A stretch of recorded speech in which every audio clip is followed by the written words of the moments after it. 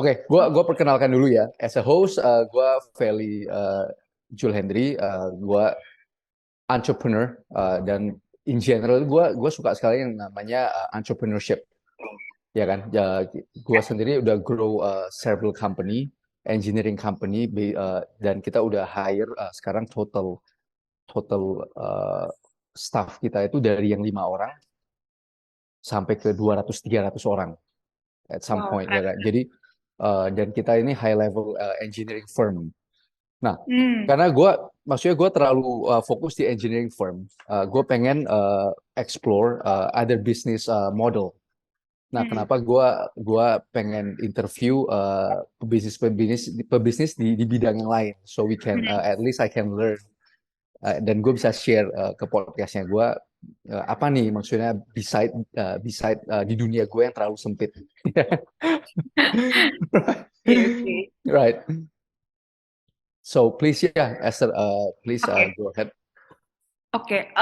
Jadi langsung jelasin aja nih tentang social break. Yeah, yes please. Oke, oke. Jadi social bread ya. Oke, social bread ini kita marketplace yang mempertemukan usaha mikro kecil menengah dengan content creator gitu. Jadi social bread ini berdiri saat 2020 bulan Juni itu di mana saat pandemi baru mulai ada di Indonesia kan bulan Maret. Jadi lagi masih heboh-hebohnya banyak eh, apa namanya bisnis-bisnis yang lumayan struggling, terus banyak juga bisnis yang tutup, terutama di Right. F&B. Nah, social break justru hadir saat pandemi karena ketika kita melihat peluang bahwa di sini kita bisa banyak bantu usaha mikro kecil menengah ini untuk bisa survive di dunia digital. Karena kan ketika kemarin saat pandemi mereka biasanya bisnis konvensional, mereka semua punya store, mereka ada toko fisik gitu. Tapi ketika di switch ke pandemi semua harus stay at home di rumah nggak bisa keluar sama sekali and then gimana mereka bisa bertahan dan mereka bisa Right. dikenal at least lewat online gitu dan memang mengharuskan semuanya udah harus go through online untuk bisa diakses bisnisnya that's why kayak Social Bird hadir untuk kita gimana caranya bisa memprovide si UMKM dengan solusi digital marketing pastinya tapi kita especially specific in social media untuk di platform di TikTok dan di Instagram kayak gitu. Right. Dan poin yang menarik ya, maksudnya social break itu justru grow-nya itu di fase di pandemi. Iya, betul. Tadi gue udah baca sedikit profilnya bahwa Mm-mm. this is very interesting. Jadi setiap setiap ini yang gua maksudnya this is very interesting. Setiap ada krisis, di situ ada opportunity, Yes, true. right? Maksudnya this is a proven fact bahwa True. di mana ada krisis, di situ ada di situ ada opportunity. Iya. Nah, dan boleh diceritain maksudnya success story customer-customernya Social Blade yang tangible ya menurut Ci Oke. Esther itu. Sebenarnya banyak banget ya. Kita paling paling apa pukau sih itu pas awal-awal kita. Karena kan ini semuanya dulu mulai benar dari awal ya. Karena kan ibaratnya belum ada yang masuk di platform baru dan tiba-tiba kan ada new platform yang dimana mengharuskan orang-orang harus switch ke sana. Ternyata banyak banget ini bisa secara organik konten bisa ngeboost mereka viralitasnya lumayan banget dengan effort yang nggak terlalu banyak tiba-tiba bisa viral segala macam itu sangat membantu ya jadi banyak Right, banget dari customer atau kita bilang brand ya brand yang kita bantu itu terutama di F&B ya mereka kasih testimonial juga mereka bisa dari cuman satu cabang di satu satu daerah yang memang cuman tendaan tiba-tiba sekarang udah ada di ruko udah ada punya cabang beberapa di luar kota dan ada juga beberapa yang perusahaan F&B yang mereka awalnya udah punya banyak cabang juga sebelum pandemi, tapi ketika mereka pandemi kan gimana cara mereka bisa mempertahankan karyawannya yang ratusan bahkan ribuan itu untuk bisa right, survive dan puji Tuhan ya dengan adanya social break bisa membantu juga ikut serta contribute untuk mempertahankan stabilitas dari sisi revenue-nya, omsetnya, at least mereka di saat pandeminya bisa stabil aja tuh udah apa ya uh, udah baik banget lah gitu yeah, untuk sebuah perusahaan dan brand ya gitu. Jadi mereka bisa mempertahankan dan bisa melewati masa kritisnya itu bersama Social Bread itu kita udah apa ya bersyukur banget gitu kita punya bagian yang menurut kita adalah salah satu value kita kan impactful gitu, dan yang kita lihat adalah yaitu ketika brand bisa bisa say ke kita bahwa benar-benar bisa memberkati dan impact banget buat bisnis mereka sampai akhirnya mereka bisa mempertahankan karyawannya, dan at least revenue mereka tuh bisa tetap stabil dan bahkan mungkin malah naik gitu saat pandemi gitu sih. Dan social bread, cara orang daftarnya gimana ya? Gue jadi Oke. penasaran sekali. Iya, iya. Jadi sebenarnya kita dulu awal mulanya, sebenarnya Social Bird awal mulanya dulu banget itu kita agency gitu. Cuman berjalannya waktu, kita sekarang udah running as a startup company gitu ya, startup company ya, which is kita udah main di tech gitu ya, kita di platform, kita teman-teman bisa akses di www.socialbird.id, itu bisa akses Social Bird itu apa sih yang bisa kita provide, how we work kita, dan bagaimana cara transaksi atau ordernya itu bisa langsung lewat website tersebut. Nanti dari sana ketika udah pilih servicesnya atau pilih mana yang mau di dipilih sesuai kebutuhan, nanti automatically dari sistem kita yang akan reach out teman-teman UMKM sesuai dengan kebutuhan masing-masing, dan akhirnya nanti bisa running sesuai dengan kebutuhannya. Nanti udah ada dashboardnya juga sih kayak gitu. Oh, I see. So, Hmm. jadi ini menarik ya. Maksud kita kita social bread itu customize ya berdasarkan data-data yang kita provide. Enggak, jadi kalau kita ini kan UMKM kita udah ada package sih, jadi kita udah ada package fix di dalam platform, jadi teman-teman UMKM cuma tinggal pilih, nanti udah ada kayak isiannya apa aja yang didapat, nanti tinggal mereka bayar aja kayak gitu sih. Jadi udah fix lah. Jadi sebegitu orang dapat, apakah dari data itu masih manual, ada yang sortir, atau secara AI by algorithm social breed yang udah match ke Ya, kan matchmaking. puluhan ribu. Matchmaking udah, kita sistemnya akan matchmaking dengan content creator yang sesuai dengan kategori bisnisnya. Hmm. Jadi misalnya kan kita mempertemukan nih berarti content creator dengan UMKM. Oke, which is UMKM-nya ini misalnya F&B. Oke, content creator kita di location F&B tersebut dan yang memang cocok dengan bisnis tersebut, content creator mana nih akan nanti di matchmaking. Jadi akan ketemu Oh. kriteria dengan UMKM-nya. Cuman itu memang kita akan mengarah ke arah sana. Tapi for now kan untuk educate UMKM tuh butuh proses ya. Jadi kita Betul. sebenarnya mau memutus memutus, bukan memutus rantai ya, cuman kita mau mengedukasi supaya UMKM kita ini juga makin grow, makin tereducate, makin pintar dengan adanya platform supaya dia masih apa ya, bisa terkonek sama apa ya, konten creator di seluruh Indonesia kayak gitu. Dan kita juga nggak terbatas cuman di kota-kota besar, tapi bisa semua ke seluruh Indonesia. Nah, itu sebenarnya yang jadi goalsnya Social Bread untuk kedepannya kayak gitu sih. Right, right. Nah, jadi memang benar sih. Maksudnya kan kadang kita spend money di social, di content creator. Ya, Kalau nggak di curated, biasa itu hasilnya boncos. betul. Gue sendiri pernah coba beberapa kali, Oh ya, dan maksudnya banyak banyak apa? Kadang mungkin dari segi accountnya kita mungkin belum terlalu terkenal juga, ya, ya kan? ya, Jadi waktu betul. kita spend, mungkin orang juga nggak terlalu impactful. Nah, kadang Ya, juga ketemu content creator yang cuma saking ramenya mereka cuma asal, ibaratnya ya udah kayak baca ya, berita, right? ya, ya, ya. Nah, gimana cara social bread itu minimize that, Ya.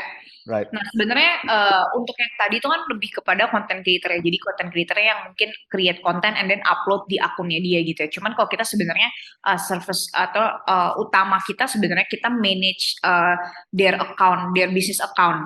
Jadi kita Oh, manage misalnya let's say misalnya bisnis A gitu ya. Ya kita content creator kita yang akan create kontennya and then di-uploadnya di bisnis akunnya si bisnis tersebut kayak gitu. Jadi bukan di akunnya dia. That's why sebenarnya content creator kita semua memang rata-rata semuanya influencer, semuanya juga content creator. Mereka punya masa, punya followers kayak gitu. Tapi untuk handling akunnya itu kita sebenarnya nggak perlu content creator yang harus berapa followers, enggak. Tapi lebih kepada fokus kepada kontennya kayak gitu. Nah, right. cuman di other side untuk bisnis yang lain atau services kita yang lain, kita juga ada untuk namanya KOL management. Mungkin tadi dari Kak Feli yang maksudnya KOL management tuh yang dari sisi itu. Jadi lebih fokus kepada uploadnya di akun si KOL-nya. Jadi itu biasanya bisa affiliate atau bisa juga lebih kepada project ya gitu ya. Itu kita juga Ya, yang seperti itu. Nah, untuk curatednya seperti apa? Lebih kepada karena social brand ini kita sebagai jembatan, kita menghubungkan antara kebutuhan UMKM sama content creator, pastinya dengan adanya kita otomatis yang biasanya UMKM nggak bisa lakukan adalah ya dia mendapat memberikan brief dengan baik dan bisa memilih konten creator yang tepat untuk bisnisnya itu yang justru yang menjadi kekuatan dari social brand gitu. Bagaimana kita hmm, bisa menentukan influencer yang tepat untuk bisnisnya, mungkin dari segala sisi ya, dari segala audiensnya, apakah cocok, match atau enggak, sesuai nggak dengan identity brandnya, dan yang kedua, apakah ini lebih di stage-nya ini apakah lebih cocok buat nano influencer atau mikro atau makro ya. Nah, itu kan juga right, strateginya. And then biasanya clearly brief. Nah, jadi briefnya ini kita udah punya template sendiri di mana mungkin kalau dari brand langsung ke influencer mungkin cara bahasanya kan beda ya.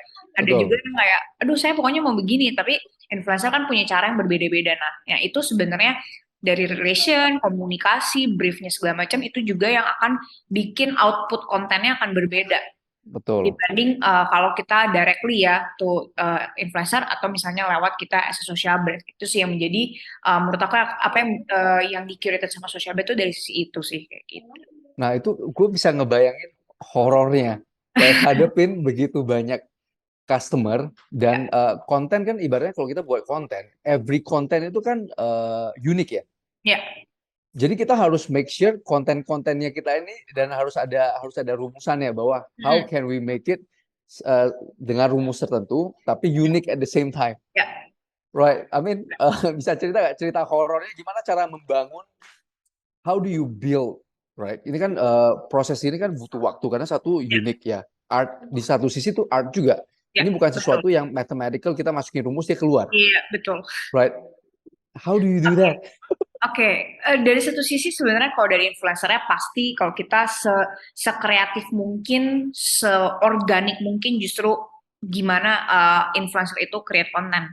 Nah, makanya kenapa kita bank data kita atau database kita atau yang sudah integrate sama social brand untuk influencernya kita cukup banyak gitu. Kita dari 10.000 kita udah curated dari curated lagi jadi 5.000 yang sudah bekerja sama sekitar 700. Jadi sebenarnya Oh, kita udah banyak banget relation sama influencer gitu dan kita punya rapotnya mereka. That's why kita tahu mana yang memang secara quality of content dari si kategoris ini kecepatan, ketepatan atau uh, apa namanya dari sisi efektif juga itu juga ada rapotnya gitu. That's why ketika kita ada another project pasti kita akan memilih konten kreator-konten yang ibaratnya yang di bintangnya 5 iya. nih aja gitu. Nah, itu akan ada di sistem di platform kita juga. That's why nanti ketika ada brand yang mau milih, dia akan memilih juga mana nih yang top, most relevan, yang Hmm, paling hmm, hmm. apa pasti akan disesuaikan karena memang review daripada brand sebelumnya kayak gitu sih. Jadi itu juga salah satu yang ngukur ya dari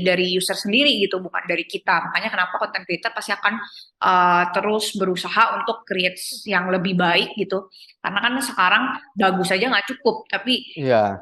harus punya keunikan, diferensiasi kayak gitu. Makanya kenapa kita selalu membebaskan sekreatif mungkin dari sisi konten creator, tapi kita punya do and don'ts-nya atau guideline yang firm supaya mereka harus follow, and then nggak boleh keluar dari ranah itu. Yang paling penting kan Hmm, sebenarnya yang perlu dijaga dari brand adalah guideline ya, maksudnya iya.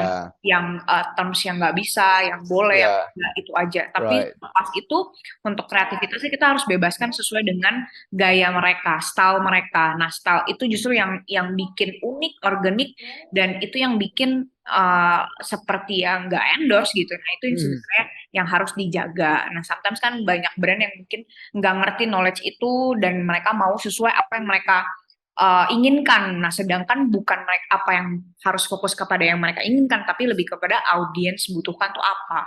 hmm. Itu sih. Iya, maksudnya berarti itu kita harus educate heavily ke customer, Betul, ya kan? Itu kan, betul. eh nah, kalau boleh tahu ada nggak cerita-cerita horor ke customer? Kan maksudnya, Banyak customer sih ini, horor banget. ya maksudnya gue bisa kebayang sih. Ini kita hadepin bukan hanya dari segi segi apa ya? Kan financial ya. Kan Ya, customer itu engage financially, dia udah commit ke financially, dan dia ada sesuatu ekspektasi nih, pasti. ya kan? How do you manage that? How do you manage ekspektasinya mereka? Oke.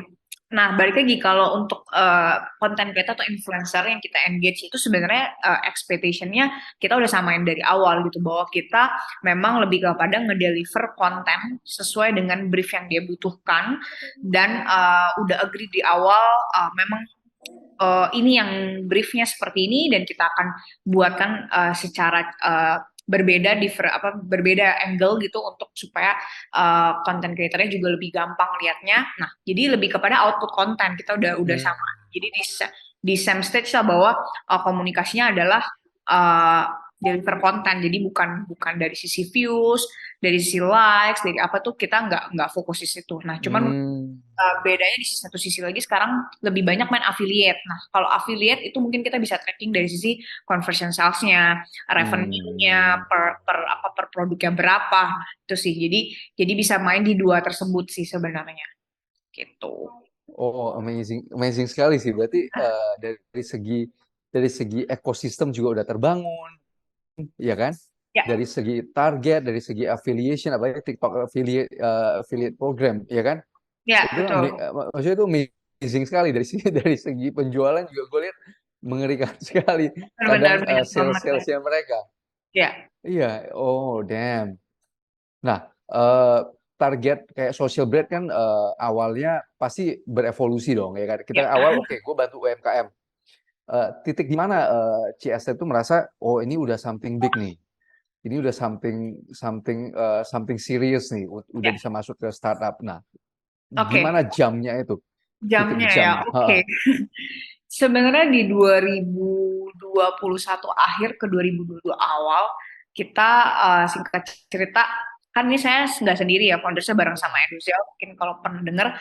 uh, jadi kita awal mulanya memang ya udah berjalan aja, memang kita mau fokus bantu UMKM karena dulu juga saya sendiri di agency juga, tapi kita banyaknya bekerja sama sama corporate, ya which is dengan corporate brand ya lebih gampang, bukan lebih gampang ya, maksudnya dia lebih enak, potensi lebih banyak, dealsnya juga lebih besar gitu secara amount of price-nya gitu kan ya, dan intinya lebih enak lah ya gitu Ya, gitu. Tapi memang kita punya panggilan lain untuk helping UMKM di saat pandemi. Jadi akhirnya kita switch ke situ dan berjalan ya udah kita memang fokus hanya untuk UMKM, benar-benar kita fokus buat bantu. Kita waktu itu awal buka aja langsung nggak nyangka gitu kayak langsung tiba-tiba banyak banget demand-nya ternyata gitu. Kita pun kaget 3 bulan awal aja kita udah langsung ya maksudnya kita udah profitable dari 3 bulan awal. hmm, Jadi benar-benar nggak expect gimana-gimana. Bahkan pertama kali awal tuh kayaknya bisa apa enggak ya, apalagi kayak gini aneh banget gitu rasanya melawan arus gitu loh gitu. Tapi kita yakin bahwa ke depan ini memang si pandemi ini bakal panjang dan juga udah jadi kebutuhan, udah jadi needs ya. Sosial media itu udah bukan wants. Kalau dulu wants ya. Kalau sekarang udah needs. Gue nggak ada tuh rasanya emang nggak bisa. Gue harus ada gitu. Kalau nggak ada, gue akan ketinggalan gitu. Makanya right. kita yakin banget dengan statement itu, and then berjalan sampai akhirnya kita dapat banyak kesempatan dan channel juga gitu, dan akhirnya kita di reach out sama salah satu sorry ya dari CIO dan CTO-nya Tokopedia untuk mau join bareng sama kita gitu. Jadi Oh mereka wow. as angel investor kita mau bantu sama kita, mau grow bareng sama kita, and then ya dari situ mereka merasa kayak oh ini harus masuk tech nih, harus harus Mm-mm. bikin platform nih. Nggak bisa kalau misalnya nggak ada platform, karena kalau mau bantu skalanya cuma segini ya UMKM-nya hanya segini-segini aja gitu. Kita nggak bisa grow banyak gitu atau bertumbuh cepat. Nah, ketika ada platform, otomatis kan sesuatu yang sifatnya manual, kita bisa automatically di platform Automate. dengan tech. And then kita bisa lebih banyak bantu lagi. Nah, dari situ akhirnya ya udah jam innya sekedar kita berjalan aja, and then kita dipertemukan. Itu juga bukan kebetulan karena bisa match aja gitu. Terus akhirnya memang mau support. Ya udah akhirnya 2021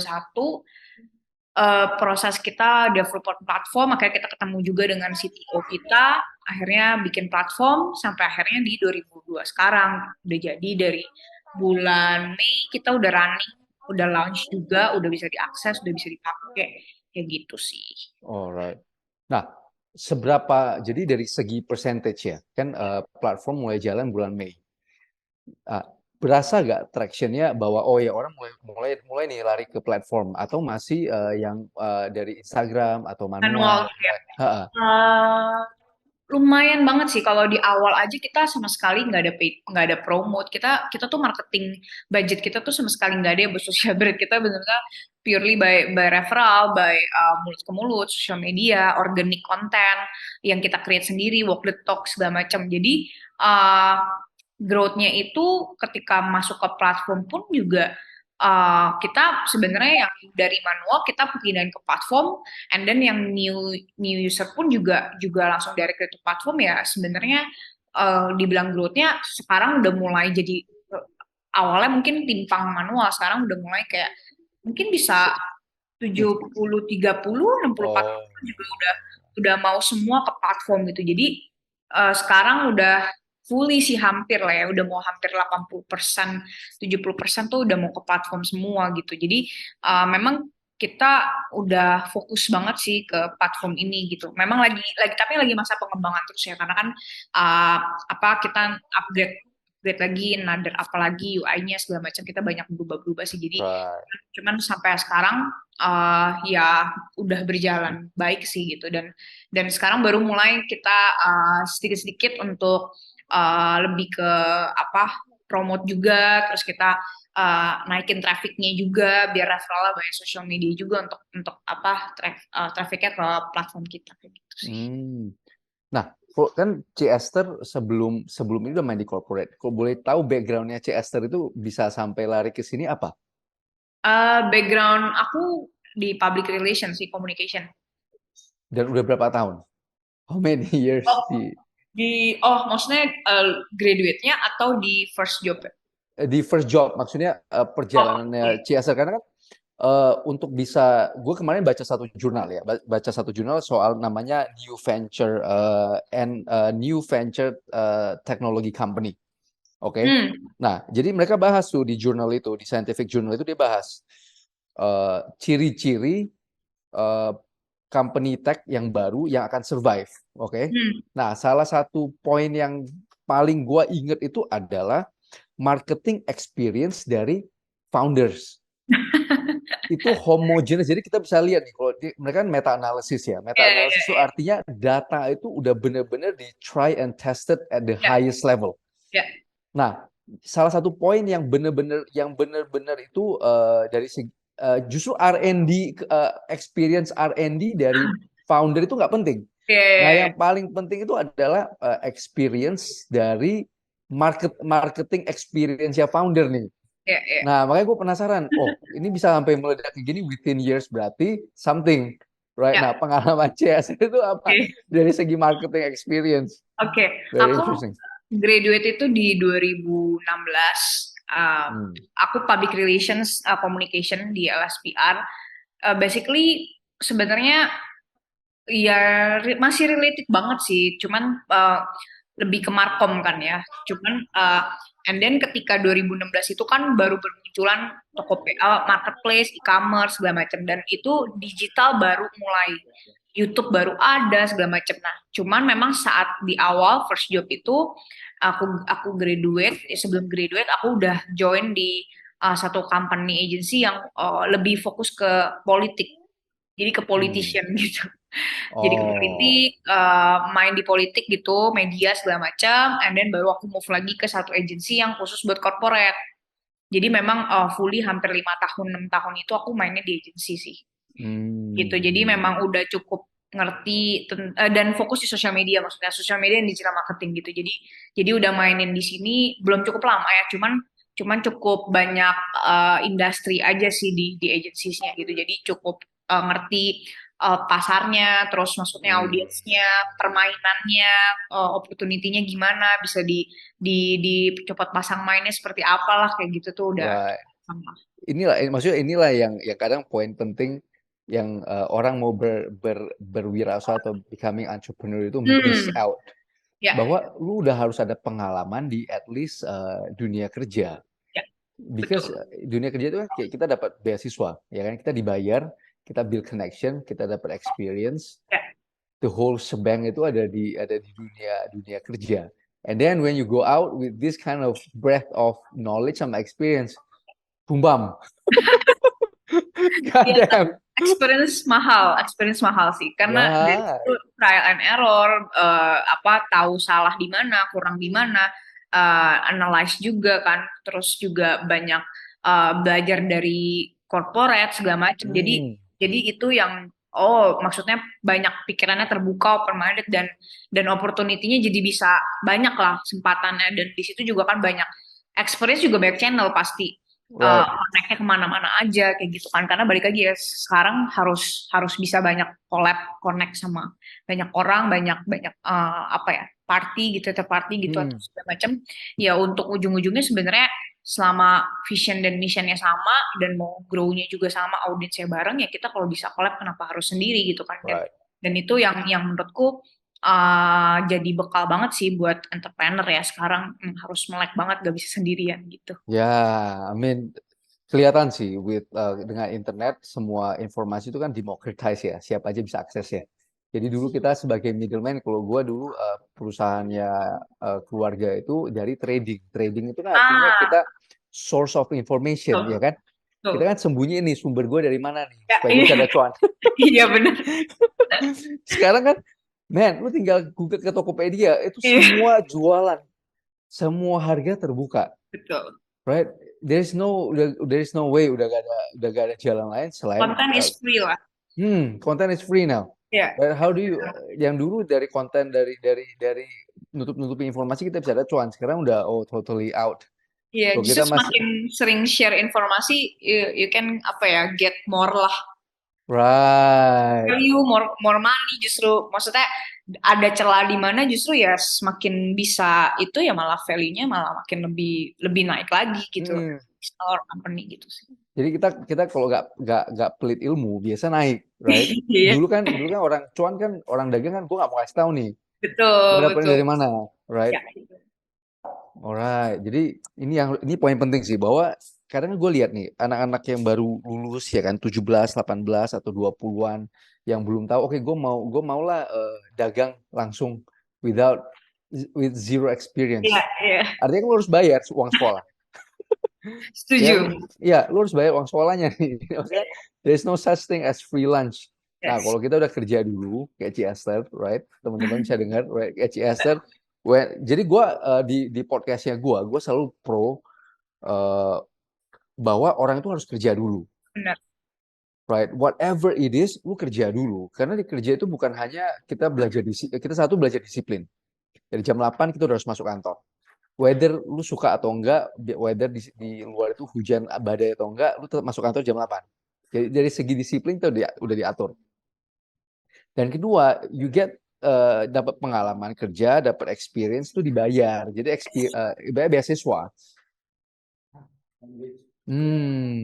Damn. Nah, kalau misalnya selain kan ini kan kalau Chester social blade kan partneran ya. Nah, Iya, gimana ketemu? Ini juga sering nih pertanyaan di podcastnya gue nih nongol. iya. Gimana cara kita dapat partner yang bagus, pas? Nah, pengalaman Chester, apakah pernah ada partner yang nggak pas juga nih? Oke, partner yang pas ya. Sebenarnya karena dulu aku sama Ko Edozel ini dulu kerja bareng di satu company yang sebelum ini. Jadi sebenarnya kita satu company, dia salah satu co-founder di company aku as account manager di sana.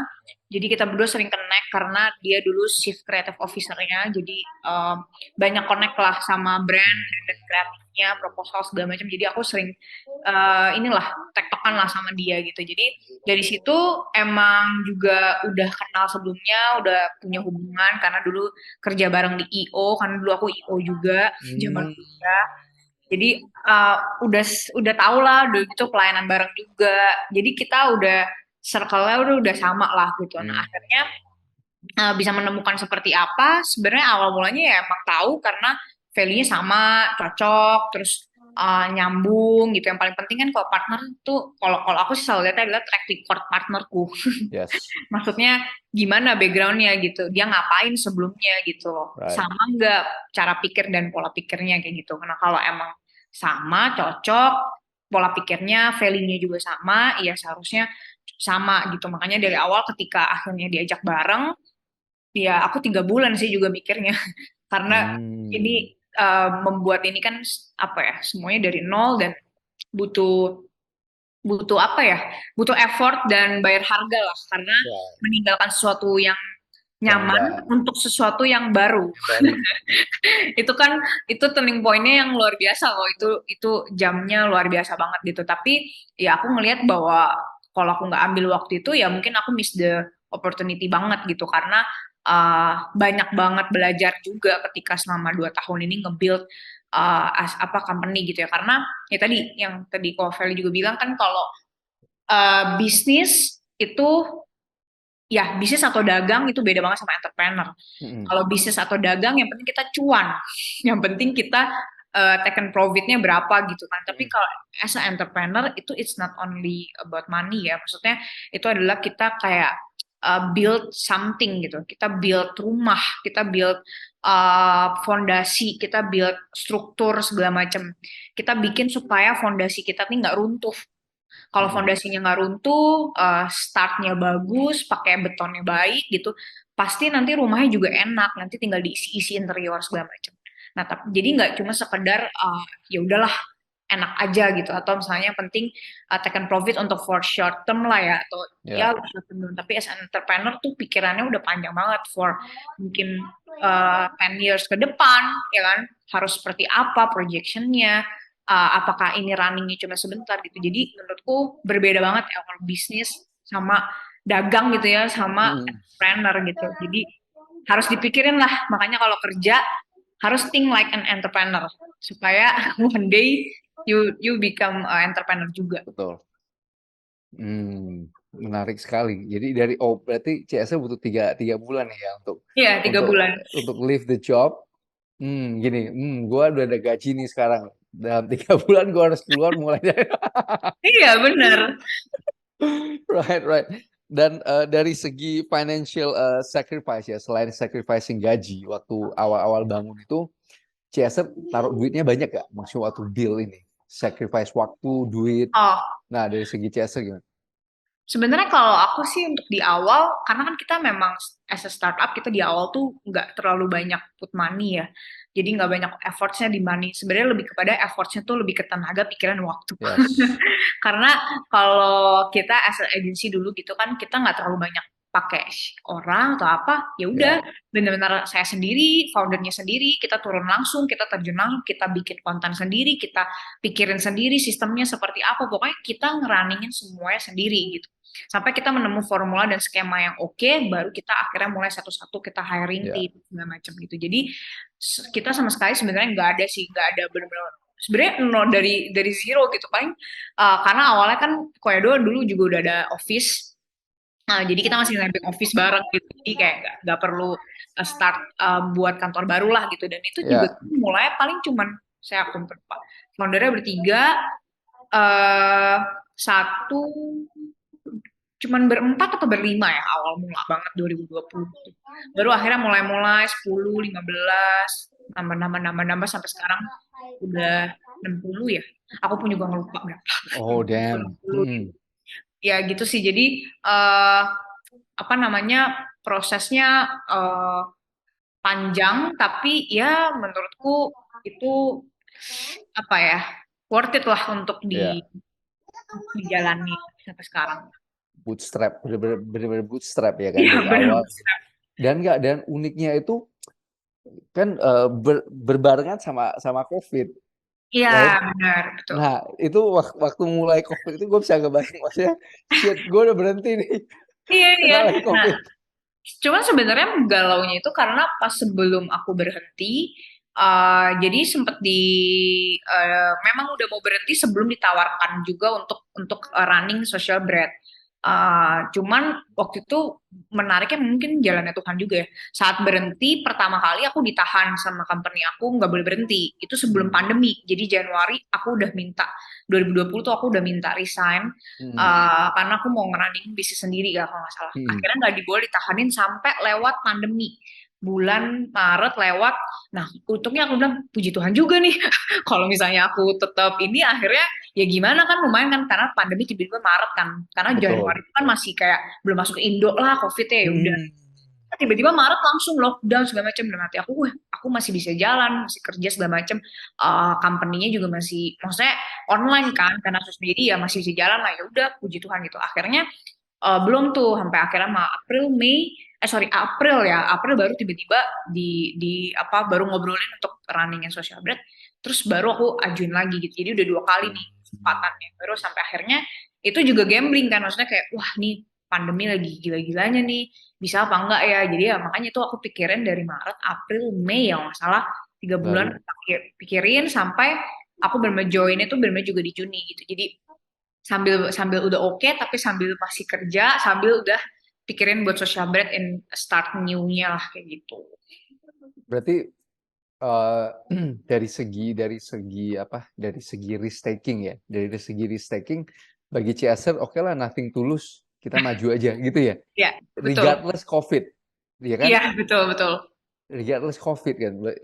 Ini juga yang balik ke jurnal itu ya. Maksudnya gue mau konfirmasi nih, orang ini Hmm, kan social media.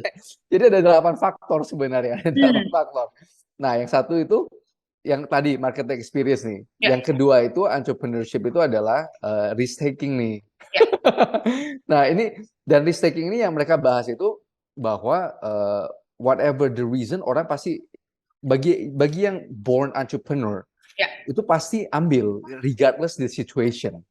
Jadi itu jelas sekali. Nah, kalau boleh tahu backgroundnya CSR, apakah orang tuanya CSR itu profesional Ya. atau entrepreneur? Entrepreneur. Ya kan? Right. Maksudnya ini yang mereka dari jurnal itu mereka bahas ada genetic factor. Hmm, Jadi nggak serta merta orang itu bisa jadi entrepreneur.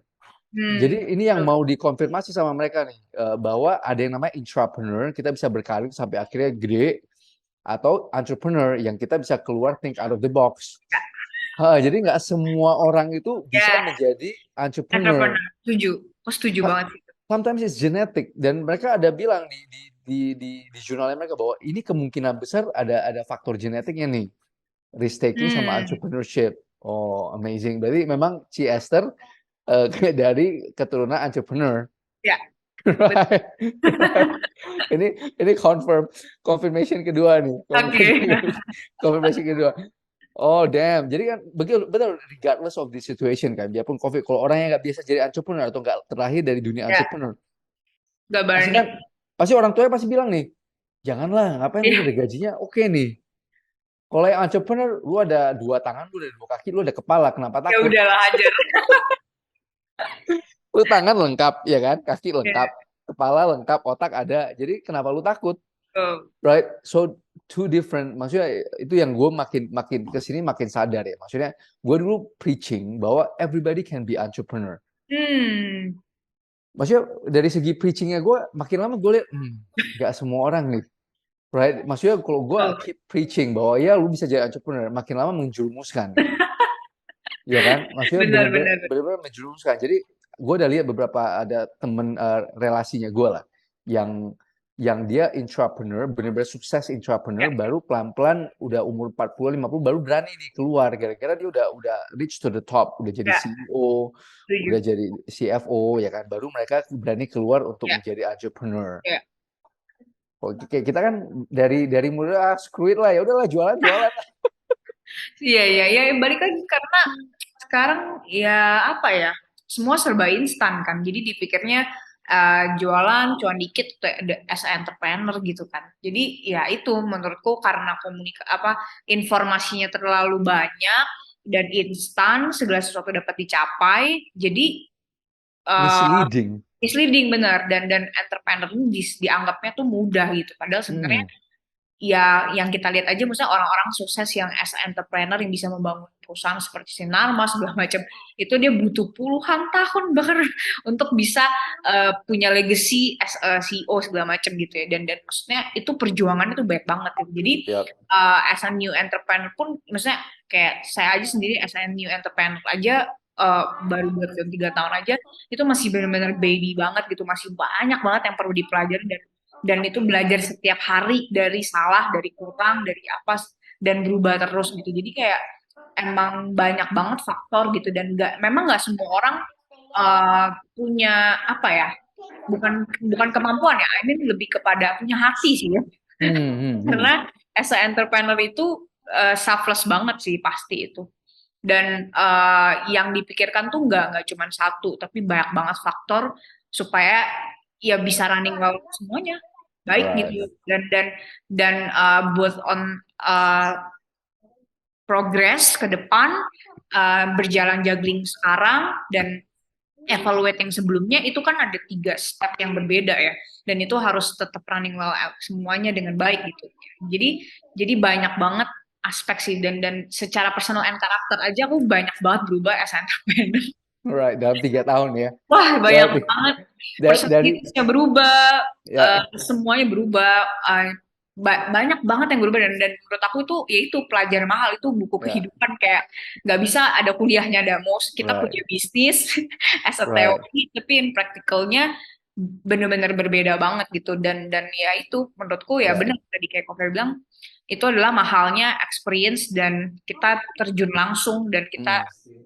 ngerasain langsung, nggak denger orang ya. Kalau orang ngomong kayak lihatnya di social media atau apa, ih startup as a founder, Iya. ih keren ya segala Hmm. macam, ya itu just konten. Ya, Nggak you lihat ha- you behind have the no scene-nya tuh. idea. You have no idea. Nah, Iya gitu. yang tadi Cesar bilang, iya gue berubah nih. Gue yakin sekali dari yang dulu ngomongnya baik-baik, sekarang marah-marah terus nih di kantor. Enggak sih, nggak marah-marah sih. Aduh, aduh, nggak Coba marah-marah sih, lebih kepada apa ya, ini aja, ya kita galak, hari galak. mikir. Beneran jadi galak.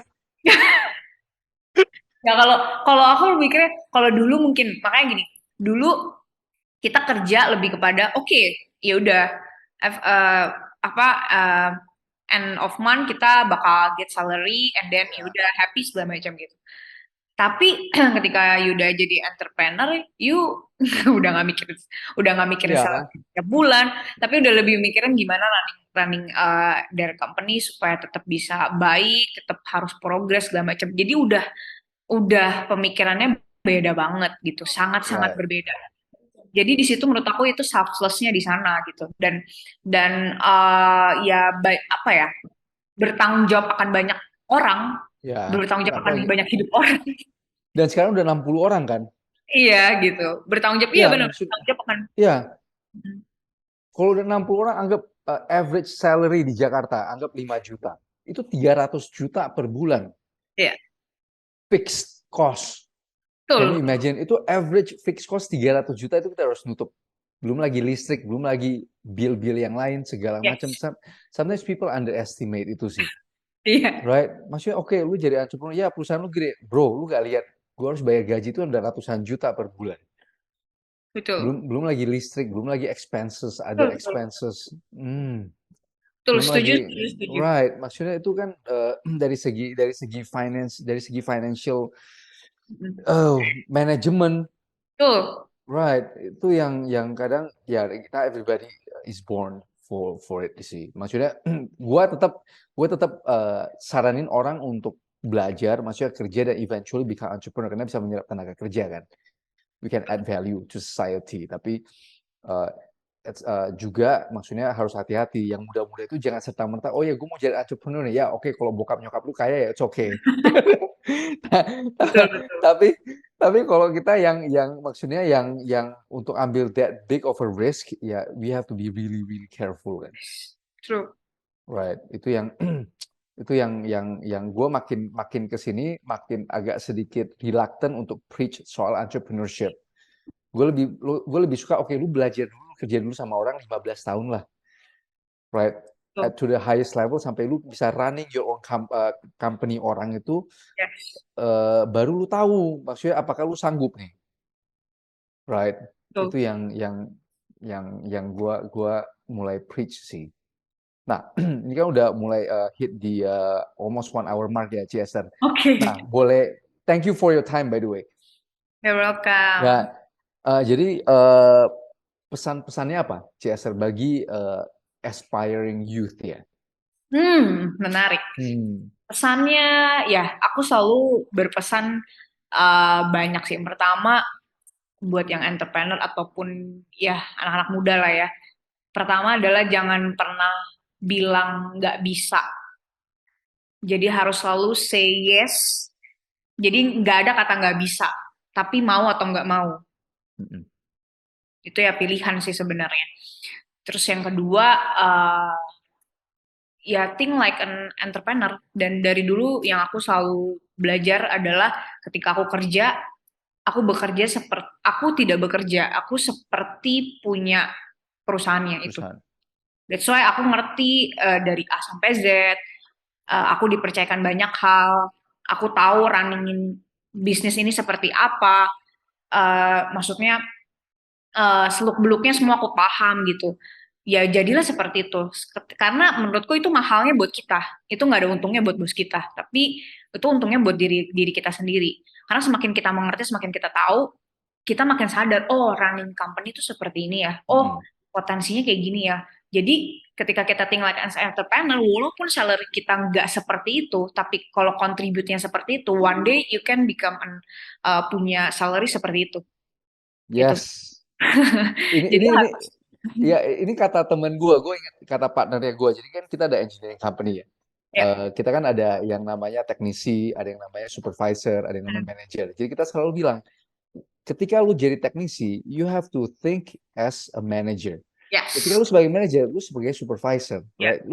Lu sebagai GM, right? Jadi jangan berkutat di salary-nya kita. betul. Itu Oh, benar, God itu damn. benar-benar works banget. Makanya aku selalu ngomong juga ke anak-anak kantor juga, itu works banget. Itu yang bisa kita ceritain, kita bukan bos, kita adalah leader kalian gitu. Jadi itu experience aku sendiri yang aku alami. Dan maksudnya aku selalu ngomong kalau namanya leader atau bos itu nggak pernah buta dan nggak pernah nutup mata. Kita tuh akan selalu lihat apa yang kalian lakukan. Dan please ya, ya makanya selalu ngomong love what apa do love ya. Maksudnya sukain apa yang kamu kerjakan gitu loh. Hmm, Maksudnya love what you you work, do. job segala Ya, ya karena ketika kalian suka dan nikmatin itu udah nggak jadi beban karena emang passion dan suka gitu. Jadi ya udah nggak hitung-hitungan kerja emang berdasarkan bukan taken salary or profit tapi lebih kepada ya itu buat gue itu buat mm-mm. buat apa sih keuntungan pribadi karena ya company itu hanya wadah untuk kalian bisa belajar. Tapi kalau bisa kita taken opportunity, segala hal kita bisa lihat lebih positif, kita ngambil segala sisi, justru kita yang dapat manfaatnya bukan bosnya.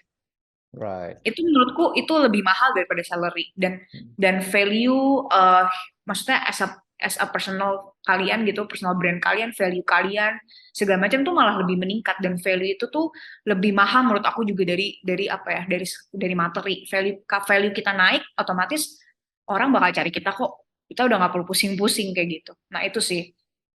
Terus yang terakhir eh tadi aku inget dan sekarang aku udah lupa. No, it's fine. Bisa di Oke. DM nanti. Oh, yang terakhir lebih kepada ya kalau sekarang sih anak-anak sekarang lebih kepada ya belajar untuk inisiatif sih. Ya, Inisiatif itu penting banget.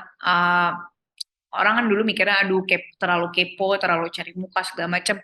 Tapi ya be inisiatif melakukan hal yang extraordinary segala macam itu jangan dipikir untuk kayak mau berhitung segala macam gitu karena ya balik lagi semua orang pasti punya kesempatan yang sama untuk bisa get something more lah maksudnya even sekarang udah nggak perlu kamu harus punya experience berapa lama atau as a startup ya harus berapa lama dulu baru bisa ntar naik jabatan segala macam tuh sekarang enggak ya selama bisa kasih kontribut banyak bisa kasih hasil yang maksimal ya kapanpun aja tuh kesempatan bisa ada terbuka betul. gitu. Jadi jangan pernah kotak-kotakin lagi gitu loh. Kalau dulu kan kayak kalau zaman aku ya dulu, ya kita kerja segini, kita buat membaikin CV segala macam.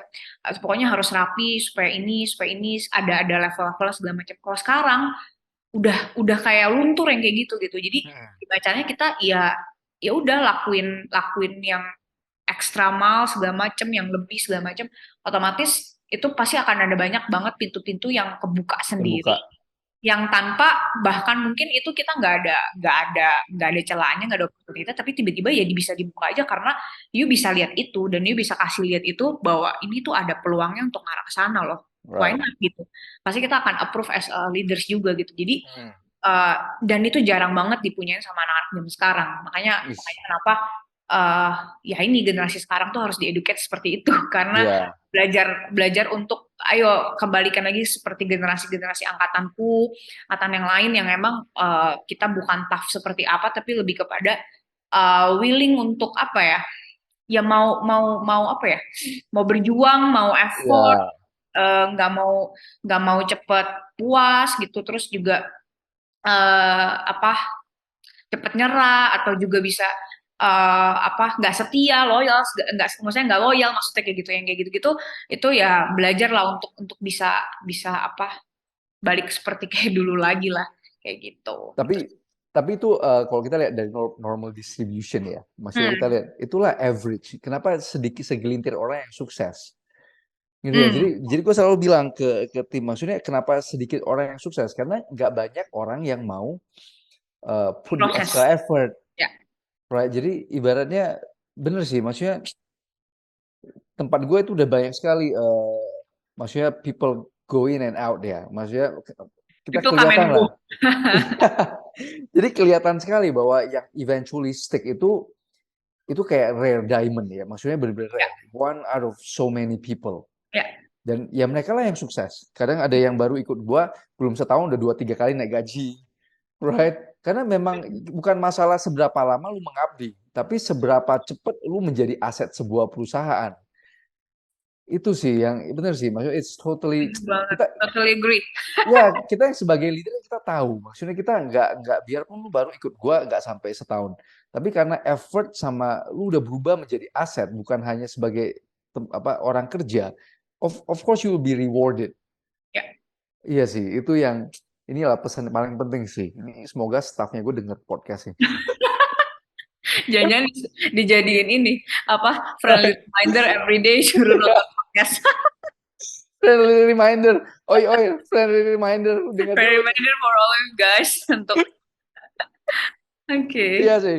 Ini jadi kadang gue buat buat kayak buat TikTok konten ya kan, podcast, gue share my experience ya di my Ah, work experience gue share. Maksudnya ya eventually untuk ada beberapa staff gue yang memang denger kan. Maksudnya hmm, denger, ya gue nggak tahu dia jarang ngomong tapi gue tahu dia denger. Maksudnya kelihatan improvement. Oh ya dia denger nih.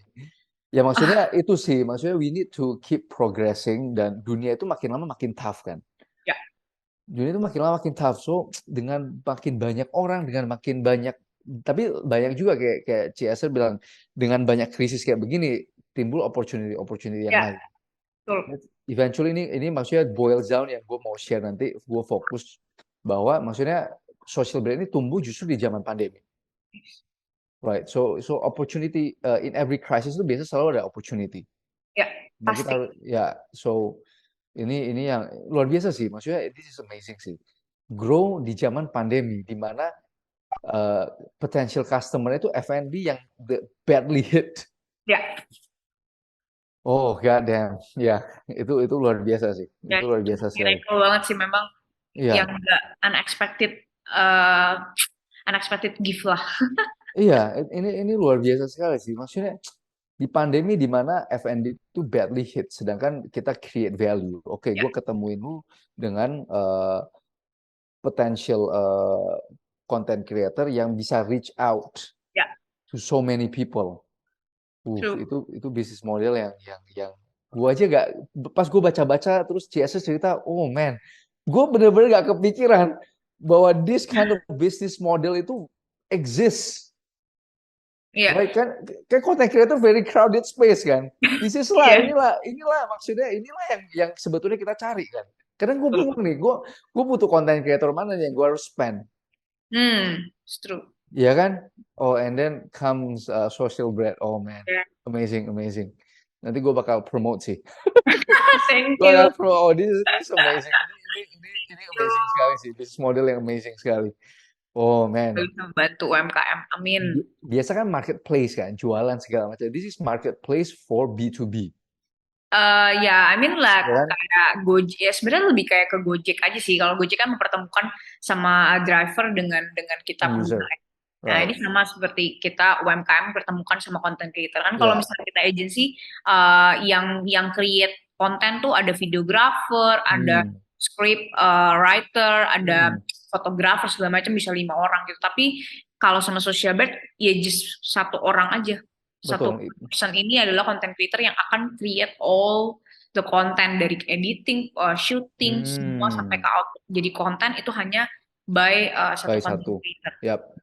That's why itu yang menjadi diferensiasi atau keunikan kita dan Ya. memang belum ada seperti ini skema atau marketplace UMKM sama content creator seperti Social Bear itu kita juga udah research di luar di Indo tuh nggak ada adanya yang kayak kita tapi buat KOL management jadi kayak kita pilih content creator langsung jadi by Hmm. project gitu tapi kalau Yap. handling by untuk their akun their business account gitu Ya. itu by content creator tuh belum ada Belum ada. kali. Oh. Ya, amazing sih.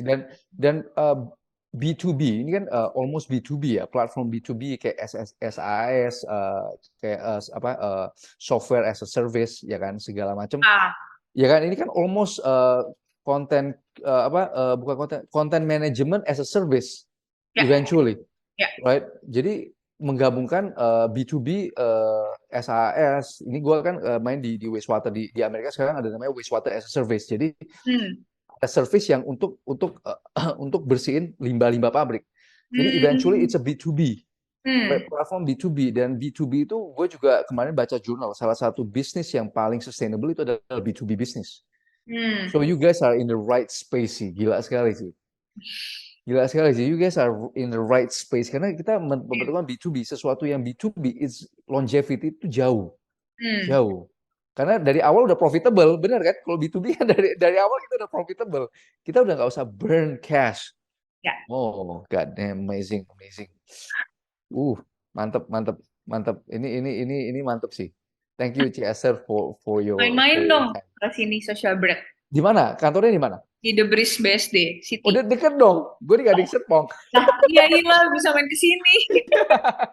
Bisa Ya. visit office kita banyak banyak box-box buat syuting. Jadi mungkin nanti eh Feli lagi bikin Oh. konten bisa sekalian. Oh, di The Breeze yang ada box-box itu ya? Iya, kita Bukan? di Mall The Breeze-nya, Hah? kita di sebelah Gold's Gym sama Holy Wings kantornya. Oke. Oke. Dekat-dekat Kumulo. Kalau arah Cakra Kumulo bisa juga, kalau Oke. arah Gold's Gym juga bisa. Nah, kita di Oke. tengah-tengahnya. Oke. Oke. Soalnya gue sering Sabtu Minggu tuh biasa gue bawa anak-anak gue jalan di The Breeze. Nah, Ya. lewat tuh bisa langsung main juga. Gosim. Oke, oke, oke, oke. I'll stop by. Gue pengen check out juga. That's- Ini amazing business model. Jadi iya sih. Ini benar-benar change mindset orang bahwa gue kan dulu selalu pikir, aduh krisis ya. Krisis itu kan banyak sekali yang mati ya. Ya kan, maksudnya di krisis itu. Tapi gimana intinya itu kita cari opportunity di krisis. Dan Betul, banyak ternyata yang survive malah thrive itu pada saat pandemi. betul. Right, itu yang that's itulah gamenya, Iya, game of experience ya kan, dan betul. timingnya itu pas sekali, Namanya apa? iya timingnya pas Dan sekali sih, digital udah jadi needs saat ya pandemi. Nggak mau semua move ke move digital, to and then yang digital, itu digital, siapa yang bisa ngambil peluang di saat itu momennya tepat. Karena saat itu new platform TikTok itu tuh baru banget bener-bener viral. Kita duluan pertama. Jadi kalau orang pertama kali langsung oh ini yang TikTok agency yang pertama. Pokoknya semua ingetnya social bar TikTok, TikTok, TikTok, TikTok. oh Udah kayak kita jadi ambassador TikTok. Ada bang enggak gitu. Cuman semua arahnya ke kita karena ini yang bisa TikTok kan, ini bisa TikTok kan. Belum ramai semua karena orang tahu "Oh, ini bisa, ini bisa. Udah banyak yang ini banyak. Jadi bener-bener sampai kita nggak bisa bantu, sampai kita nggak sanggup. Akhirnya kita tolak-tolakin. 3 bulan, oh 4 bulan awal kita tolak-tolakin karena emang kita secara sumber daya manusianya waktu itu resource-nya kita belum belum mumpuni gitu karena iya kaget tiba-tiba oh udah akhirnya kita mau nggak mau langsung ini ya puji Tuhannya kita ketemu konten creator yang benar-benar oke sampai sekarang masih bareng sama kita dan emang mereka dididik kan karena ada sekolahnya juga ada influencers akademinya iya juga jadi mereka dibekali juga that's why konten-kontennya juga selalu dipantau segala macam jadi akhirnya ya udah ternyata demand-nya banyak banget, Membludak. tapi waktu itu di situ supply-nya belum banyak, baru hanya kita gitu. Maksudnya semua, wih, berbondong-bondong ke kita Hmm, semua gitu. Jadi, wah baru deh mulai-mulai 2022 sekarang mulai ada yang bisa juga gitu. Tapi tetap kita pede banget, maksudnya kita confident banget karena memang kita sangat-sangat berbeda, punya ya. diferensiasi dan keunikan. Strength-nya kita tuh memang ya kita punya rumah creator sendiri, kita punya akademi sendiri, kita bisa memfasilitasi konten creator kita untuk bisa growth as a personal and as apa konten mereka untuk their brand segala macam gitu. Jadi semua disupport lah dari segala sisi untuk dari sisi stakeholder kita UMKM, berikut juga dengan content creator. Jadi ibarat kasarnya ya stakeholder kita dua nih, UMKM sama content creator. Apapun yang mereka butuhkan kita bakal support dan kita akan provide untuk bikin mereka grow kayak gitu. Dan ada sekolahnya. Berarti Social Blade itu ada sekolah, ada akademik. Akademinya untuk influencer. Dan itu berbayar, influencer bayar atau direkrut atau beasiswa atau Ya, gimana? for now sih nanti kita ada launching academy ya. Marilyn juga tahu tuh kita ada launching academy ntar di Desember, kemungkinan itu nanti juga ada yang mungkin berbayar, nanti kita announce di IG social.blad, di follow aja. Nah jadi minimum requirement-nya itu kita cukup 1.000 followers di Instagram atau TikTok udah bisa Ya, gue udah bisa dong. boleh boleh. Nah bisa ikut jadi apa nanti ada Right, right, ya, ada prosesnya lah ya untuk right, right, akhirnya sampai akhirnya right, bisa officially jadi back tahapannya ada kayak akademinya dulu sampai akhirnya bisa right. regularly ikut setiap Senin kita ada influencer kelas. Nanti di apa dipimpin sama Ko Edozel sendiri dan ada nanti biasanya kita suka bareng sama speaker-speaker lain juga kayak gitu. Oh, amazing. Ekosistemnya pun udah dibangun ya. Oh man, ini Yes. ya, oh ini kalau kompetitor agak berat sih. Karena kompetitor, Tetap, kompetitor udah agak berat sih. Karena tetap lu aja udah Tokopedia aja yang udah kayak gitu aja masih ada Shopee segala macem kan. right, Pasti right, akan ada lah, nggak mungkin. right, right. Tapi Karena ini untuk ngejar, karena you guys are the first in the space dari segi ya, experience dan udah kepikiran dari segi ekosistem. ya, Jadi dari segi ekosistem udah kebangun, dari segi infrastruktur udah kebangun, dari segi SDM udah ada, ya. right? You guys are Ya, set. sebenarnya kuncinya karena ya balik lagi Koedo as a entrepreneur juga dia punya bisnis F&B dan dia dulu juga Yes, as a content creator. Dan aku dulu juga di social media dan aku dulu juga pernah punya bisnis. Jadi kita punya two sides yes, thinking tentang UMKM dan content creator. Itu dua stakeholder kita. Kita sendiri dua pun juga pernah betul. ngalamin itu. Jadi kita punya POV dari dua sisi. That's why gimana cara kita bisa menemukan dua posisi ini, mereka win-win nih. Nah, disitulah terjadi makanya ekosistem yang baik. Amazing. Gila sekali, amazing sih. Oh, this is thank you. Padahal tadi gue udah capek banget sih habis kerja kan. Tadi oh ya gue si Randy Me too, WA. me too, me too. Iya. Kok ingat ada podcast? Oh iya, gue ada podcast. Hai, oke. So I try to get, but this is amazing. Ini yang gue demen sih. Ini yang gue demen. Kalau gue ketemu gue podcast dan gue belajar banyak sekali. Ini amazing. Ini amazing sekali. Thank you for your time, Ci Esther. Sering-sering nanti Dan kapan-kapan Kak Feli yang mungkin bisa sharing ke aku juga tentang oh your yes, business. for sure, for sure, for sure. Jadi gue kenapa gue mulai main TikTok, kenapa gue main influencer sedikit background. Jadi gue sama kembaran gue Felix itu dulu kita ada tempat wisata, agrowisata. Oke. Nah, agrowisata itu grow kalau nggak ada Instagram, agrowisata itu nggak mungkin grow. Jadi gue sendiri udah melihat efek dari Instagram itu 2000 sekitar 7 tahun yang lalu. Ya, dari betul. yang dari yang 10 pendatang di tengah hutan itu benar-benar tempat jin buang anak, ibaratnya nggak ada orang lah, pokoknya jauh sekali, tanah kosong, orang tua beli, kita develop. Ah, Dari yang datang 10 orang within 7-8 bulan viral di Instagram, datang ah, 5.000 orang. wow. Jadi every year itu sampai ratusan ribu orang dari yang 10 orang. Jadi di situ gue lihat the power of social media, the power of Instagram, social media. Jadi kenapa gue mulai fokus dulu, gue juga agak capek kan kerja segala macam. Jadi gue nggak terlalu main TikTok. Nah sekarang gue main Hmm. TikTok. Gue lihat si Felix TikToknya grow rapidly ya. Gue ikutan, gue grow. Jadi gue main TikTok sekarang jumlah likes gue 60 ribuan, biarpun followers 9 ribuan dan total view sampai 600 ribuan ya kan. Jadi Wow. lihat sekali grow. Oh, this is something different. Dan gue ada satu case kenapa sosial ini gue selalu bilang kenapa social media itu the best way ya. Jadi gue dapet project yang project gede yang angkanya di atas 10 miliar itu dari LinkedIn. Cuma gara-gara gue sering post di LinkedIn, salah satu petinggi perusahaan itu kontak gue. Dan project itu gold. Jadi bener-bener without any advertising spend, gue dapet project 10M plus dari social media. Wow. Right? Jadi itu yang gue bilang, kenapa semua orang nggak lari ke sosial media? Kenapa semua orang nggak buat konten? Dan space ini masih luas. Betul. Right? Ini Makasih motivasinya kok. Saya udah lama nggak bikin konten. Harus sih. Gue juga capek kan. Maksudnya di satu sisi, aduh gue capek nih. Tapi gue paksa, gue demen bahas jurnal kayak tadi ya, jurnal entrepreneurship. Nah ternyata di kontennya, di followersnya gue itu demen sekali pada saat gue itu post educational content. Oh gue bahas jurnal nih. Begitu yang bahas jurnal itu 200.000, 50.000, ada yang 100.000, ada yang 60.000. Jadi mulai kelihatan nih, oh demografik TikTok yang dulu masih anak-anak alay, sekarang udah masuk ke dunia profesional. Jadi kelihatan sekali demografik dari yang konten kita yang konten-konten aneh, jelas, joget-joget, sekarang udah masuk ke professional world. Betul. Nah itulah maksudnya kenapa gue selalu bilang, oh guys, apapun ceritanya lu post aja di TikTok, whatever it is, post aja, buat aja konten, dia pun udah capek ya. Jadi itu yang nanti gue ikut lah, gue daftar lah jadi konten akademi. Oh, boleh.